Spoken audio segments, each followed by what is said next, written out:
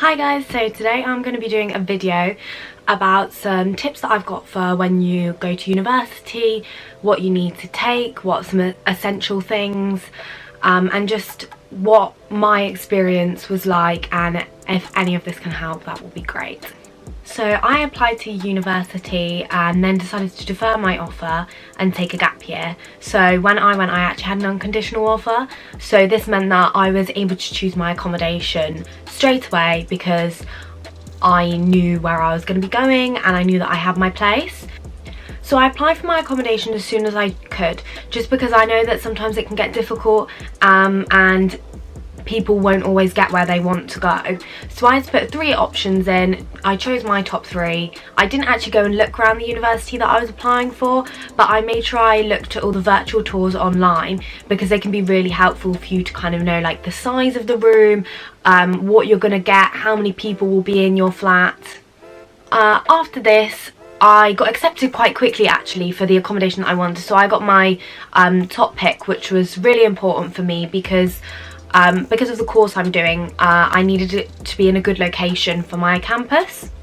So the first thing that I decided to do was look on Facebook at some forums to see if I could find people that were going to be in my flat.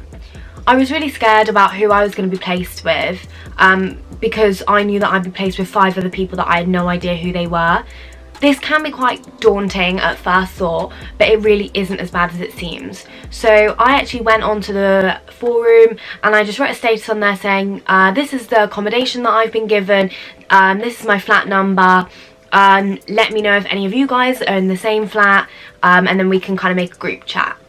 So after that, I found one other girl that said that she was going to be in the same flat as me, so we made a group chat, and kind of as the weeks went on we started to get more and more people commenting on that status saying that they were in that flat too, so that was really great. So before I went to university I had a full group chat of me and 5 other girls that were all in the flat together, so that was really important for me because getting to know them in a virtual way really helped me feel less anxious about going, and it just reassured me that I was with really nice girls and I had nothing to worry about.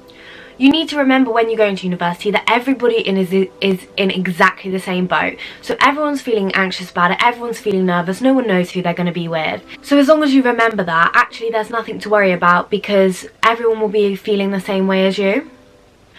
So before we went, we knew that in our flat there were 6 of us, and we knew that there was going to be things like, you know, a hoover, a microwave, toaster, oven, because they do say this all online and it is kind of like the basic necessities that they do provide for you. We also spoke in our group chat about who was going to bring what, because we knew that we didn't want to have 6 of something because there's not enough room for that in halls. You get a couple of cupboards each, and kind of like the minimal stuff you can bring is the best, but just make sure you have like 1 or 2 of everything, kind of like the bigger things, and then you can all just share.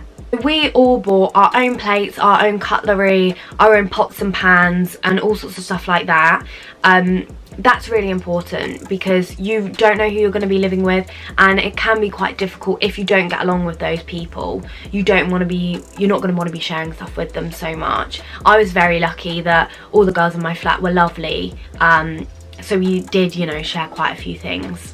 So when I was buying for going to university, so my plates and pots and pans, I knew that I didn't want to buy anything very expensive. So I'm actually the first person in my family to go to university, so we kind of didn't really have much idea of what you were going to need. I spoke to a few people that I know that have been to university, and they said that don't buy anything too expensive because stuff does break and stuff goes missing. So don't buy anything, you know, that's going to break the bank. This is one of my biggest tips because I cannot tell you how much stuff will break when you go to university. I feel like I've bought about 100 glasses because they just break, and it's no one's fault, and people don't do it in a malicious way, but everyone breaks all sorts of things. When there's loads of stuff on the washing up board, it used to happen to us all the time. So I just made sure that I didn't buy anything that I was going to worry about if it broke. So it's not like you're moving into your own home and you need everything to be perfect. You're a student and you only do this once, and for a few years of your life you just need to be living kind of a bit more carefree in those kind of things, and don't bring anything sentimental that you would be worried that would break, because there is a chance that that could happen. So I was very lucky in the fact that my mum actually had like a few spare plates from an old set and some bowls, so I took those with me so I didn't have to buy anything. But one thing I did buy was a full 16-piece cutlery set.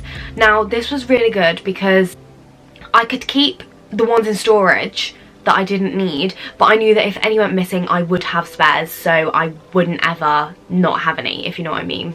So another thing that I definitely recommend bringing with you that most universities wouldn't recommend on their lists is a doorstop, because all the doors in halls, well in my halls, they were all fire doors, so obviously they will close when there's a fire alarm or, you know, when the alarms go off.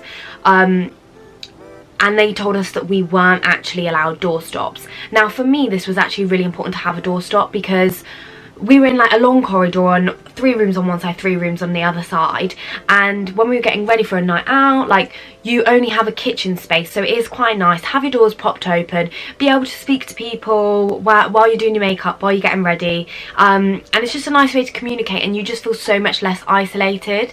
So for example, when I get back from university from the day, I'd go into my room and I'd just pop my door open, so I know, you know, who's in the flat, who's not, if people are sat in the kitchen.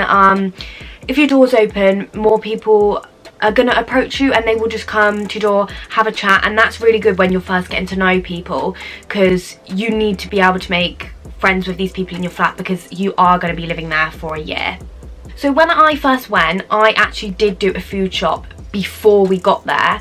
Now I'm really happy I did this because we had moving times, and my university is actually 3 hours away from my hometown, so we had an afternoon move-in slot. So by the time that we'd in the morning got up, packed the car, driven to where I was going to university, unpacked everything, by that point it was so late, and obviously I went at the start of Freshers Week, so I wanted to be, you know, going out, getting to know my new flatmates, and if I'd have had to go and do a food shop after that, then it would have just gotten a bit complicated. So it was quite nice when my parents moved me in, the food shop was done, popped it all in the fridge, all in the cupboards. I made sure that I stocked up on things that you kind of like don't think that you'll need. So stuff like, I had an ensuite on mine, so I made sure that I had soap for my ensuite. I had, my mum gave me lots of extra like toothpaste, makeup wipes, shower gel, those kind of things that if you haven't lived on your own before,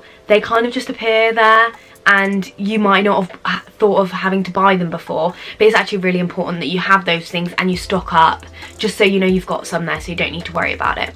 I also stocked up on things like ketchup and pasta and rice, stuff that isn't going to go out of date, tinned foods. That's just really important so that you don't have to buy them and keep buying them at every shop you go to. If you've got them when you move in, when you do your food shops, you're only going to need to buy fresh stuff. And that was really important for me because I lived right at the bottom of a hill.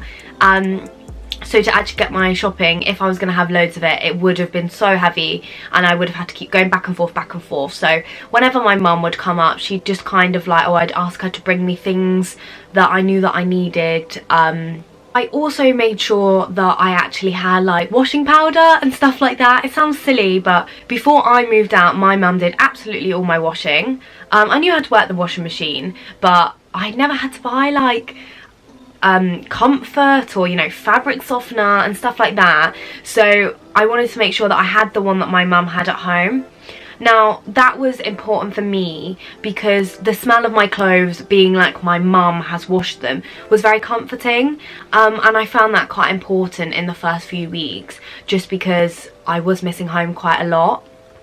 So before I went to university, I got told that Freshers was going to be the best week of my life, that it was going to be amazing, and actually it wasn't. And I was quite disappointed by that at first, but the more and more people that I spoke to kind of reassured me that that is not how it is for a lot of people. We went out quite a lot, but I kind of found I had a better time when I came back after Christmas in the January of my first year, because by that point I knew where I liked going out, and that's always really important. I had my group of friends, and we were a lot closer, and you know, it is better when you know people, when you're going out with the people you like. It is nice, and we just had a better time then. So don't be disappointed and don't be disheartened if Freshers isn't all that you think it is, because actually you've got 3 years of going out and you're gonna have fun every year, and you can do Freshers every year as well. When I started my second year, we actually came back a week early and did some of the Freshers events, and that was so fun. So as well, I got told about Freshers that I needed to buy a wristband, and this was about £60. I think I got it on one of the first releases, so I got it a bit cheaper than some other people did, but I know that people ended up kind of paying like £70 and £80 for these wristbands, and it meant that you got entry to clubs, all the ones that were holding the events for Freshers Week. Now, I don't think I needed this. If you're going to go out every single night of Freshers, you want to go to all the events, then definitely I recommend it for that kind of thing. But we didn't go out every night. We ended up actually not going to some of the events that we'd paid for, so actually I don't think it was worth it. These events that they put on are always very busy. They get absolutely packed. It literally is like an event every night, so some of them are worth it and some of them aren't. So about 3 weeks into university, once we'd had Freshers and we got settled in, there was something that was called a sports fair. So this was held at like the sports bit on campus, and it's just where every sports society has a little table and you can go around and talk to them all and they can give you some info about it. So I think this is really, really, really important to go to. I went to it, and you know, I got a few like leaflets and just some information about a few of the different clubs and how you'll get in and stuff like that. This is really important for making friends outside of the people who you're living with and outside of the people on your course. So for me, when I moved in, I was living with 5 other girls that were on the same course as me. So I thought that it would be a good idea to join a sports team. So I was really, really nervous about this, because I knew absolutely no one. For me, this was more terrifying than actually moving into halls itself.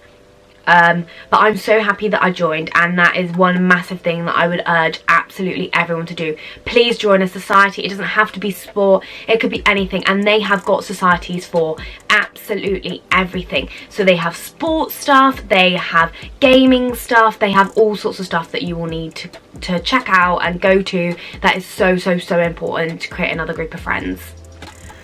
Now, something that's kind of a little bit more boring, but you do need to take into consideration, is registering at a new doctor's surgery, at a new dentist, knowing where the hospitals are. This is really, really, really important, especially if you're not near your home. It is so easy to register as a doctor's surgery. So my university actually has a doctor's surgery on campus. So I registered with them. I literally went, filled out a couple of forms, and it was so important because when I needed to go to the doctors, I knew I could literally go online or ring, book an appointment and go straight there, and I wouldn't have to go through the registration process at that point.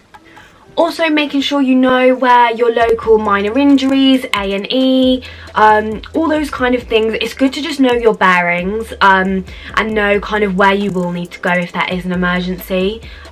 This is really, really important just for knowing for yourself and for your friends, and just it gave me a little bit of peace of mind just to know where things were. The last kind of thing that I got written down on my list is homesickness. And this was really difficult for me at first. I missed my family. I'd never ever lived with anyone else before. I'd only ever lived with my family.